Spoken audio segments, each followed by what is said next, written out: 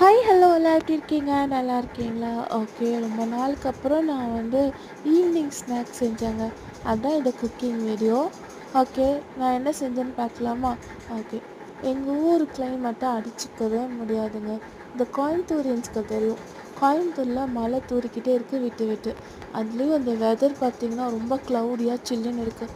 சில்லுன்னு கிளைமேட்டில் சூடாக சாப்பிட்டா எப்படி இருக்கும்? அப்படி ஒரு கிரேவிங்கில் நான் செய்ய ஆரம்பிச்சிருந்தேன் இந்த வீடியோ. அதுக்காக நான் செய்யறது என்னன்னு பார்க்கலாமா? ஓகே. நேந்திரம் பழம் இருக்கு இல்லையா, நேந்திரம் பழம் வச்சு பழம்பொரி செய்யலான்னு தான் ஸ்டார்ட் பண்ணேன். பழம்பொரி மலையாளத்தில் சொல்லுவாங்க, நம்ம தமிழில் பள்ள பஜ்ஜின்னு சொல்லுவோம் இல்லையா. ஓகே. அதுக்காக நான் 1.5 கப் மைதா மாவு எடுத்துக்கிட்டேன்.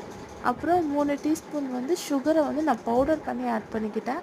ஒரு 1/2 டீஸ்பூன் சால்ட்டு, 1.5 டீஸ்பூன் அரிசி மாவு.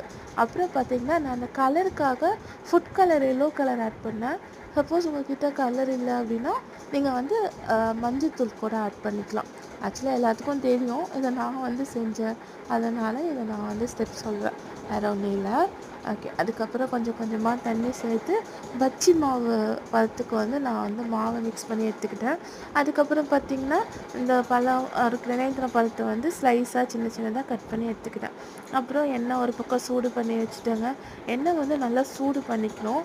ஆனால் உள்ளே போடும்போது பார்த்திங்கன்னா சிம்மில் வச்சு போட்டுக்கலாம். அந்த மாதிரி ஒவ்வொன்றா ஸ்லைஸ் பண்ண அந்த பழத்தை அந்த பஜ்ஜி மாவுக்குள்ளே போட்டு ஒன்றா பொரிச்சு எடுத்தேங்க. செம்மையாக வந்தது. கலர் பாருங்களேன், சூப்பராக இருந்தது. கலர் மட்டும் இல்லை, டேஸ்ட்டும் நல்லா இருந்தது. என்ன தான் நம்ம கடையில் விதவிதமாக வாங்கி சாப்பிட்டாலும் நம்ம வீட்டில் நம்மளே செஞ்சு சாப்பிடும்போது அது தனி ஹாப்பினஸ்.